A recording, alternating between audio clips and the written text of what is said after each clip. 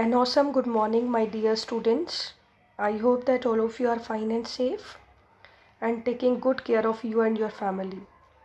So, dear students, all of you know that this pandemic condition is going on, so you have to take extra care of yourself, right? Stay safe, stay protected. So, let's welcome back to your computer class. Dear students, in last class we have completed chapter number 6. Now it's turn to chapter number 7 to do the chapter number 7, but we will not be doing chapter number 7, we will be doing it in next month, December. Now we will be doing chapter number 8, algorithm and flowchart. Algorithm and flowchart. So we will be carrying out reading first of all, learning in this chapter. In this chapter you will be able to learn what is algorithm, introduction to flowchart, what is flowchart, and what are simple flowcharts, right? So start with the reading. In our daily life we carry out certain steps in a sequential order to perform a task and to get a desired result, right? Beta, daily life what we are doing, if we have to do any work, so we are following some steps so that we can complete the work. So this is the meaning, we carry out certain steps in sequential order, in sequence, to perform a task and to get a desired result. Let us understand the above statement with the help of examples given below. So let us understand the above statement. Means which statement? I had told you that in sequential order we have to perform a task and to get a desired results. So we will be understanding how it is happening, right? So first is process of brushing teeth. So think once, what do you do while brushing the teeth? So here some steps are there. For brushing teeth you have to take your brush first of all. So take your brush from the shelf. Second is turn on the tap of your wash basin. You will turn on the tap. After that you will rinse the brush and turn off the tap. Then you will apply toothpaste on the brush and start brushing your teeth. Then clean the brush and rinse your mouth. And after that you will take your tongue cleaner, clean your tongue, rinse your mouth again and clean your tongue cleaner. Finally you get the desired result. What result? That you will get shiny white teeth and a clean mouth.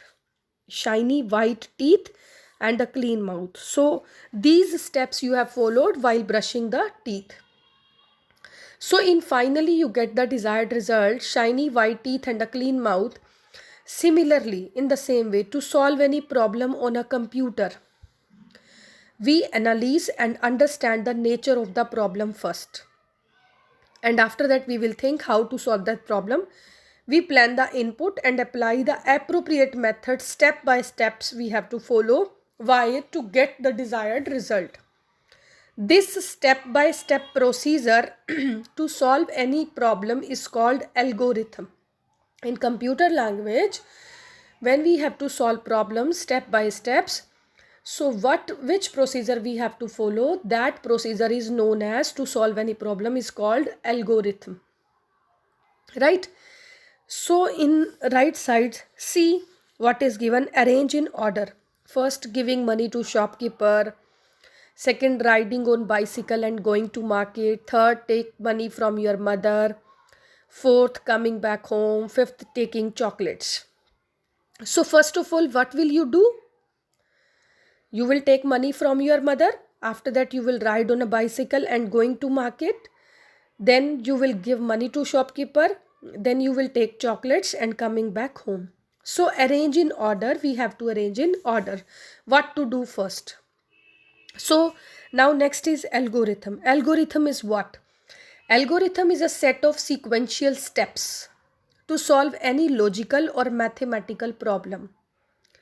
Right? Algorithm is a set of sequential steps to solve any logical or mathematical problem, and algorithm is always written in simple language and precise manner so that anyone can understand the steps. So it is always written in simple language so that anyone can understand the steps. So right side, algorithm means what? It is a precise rule or a set of rules which specify that how to solve some problems. So for example, algorithm to set your school bag. You have to set your school bag, then which algorithm you have to use? First is start, then open your bag, then take out your school diary. After that you will see the timetable, then go to your bookshelf, take out the books and notebooks according to next day timetable. Then you will keep them in a bag and then you will close the bag and stop. Like in this way. Suppose, second example, algorithm to calculate the sum, addition and average of three numbers. So step 1 start, step 2 first number you have to enter, input first number. Second you have to input second number. Fourth step you have to input third number. C, you have to calculate the sum and average of three numbers. That's why I have taken three numbers A, B and C. Step 5, you have to find the sum of three numbers A plus B plus C. Right, so here you will get the sum. And step 6, you have to find the average. Average is what? Sum of the numbers upon the numbers. Number, how many numbers are there? 3. So A plus B plus C over 3. And step 7, print average. And step 8, that is stop. Right? So in this way you have to solve. Example number 3. Algorithm to compare two numbers and find the greater number. In mathematical, you have done comparison of two numbers and you will find the greater or smaller one. So first of all, what will you do? Start. So two numbers you need because you have to compare. Input two numbers and store them in A and B. Now you will check A is equal to B or not. If yes, then you have to go to fourth step. Fourth step is what? Both numbers are equal. But otherwise, if it is not equal, then go to step 5. Step 5 is what? You have to compare A and B. If A is greater than B, then go to step 6. Else go to step 7. So here conditions are there, if and else. Means if A is greater than B. अगर A B से बड़ा है तो 6 step पर जाओ. 6 is what? Yes, print कर दो A is greater. And stop. But if A is not greater, तो आप 6 पर मत जाओ, 7 पर जाओ, print B. Print B is greater and go to step 8. And step 8 is what? Stop. So these are the examples how to write algorithm to solve any problem. Right? Next is introduction to flowcharts. Algorithm was there. Now you have to enter these details in a flowchart.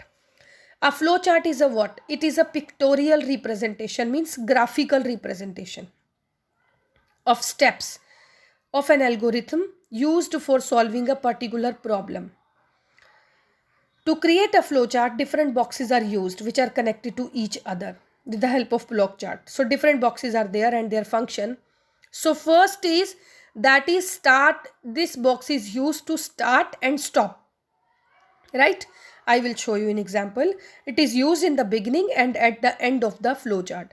Second is, in this way you have to input and output, means you have to enter the details or you have to give the output result.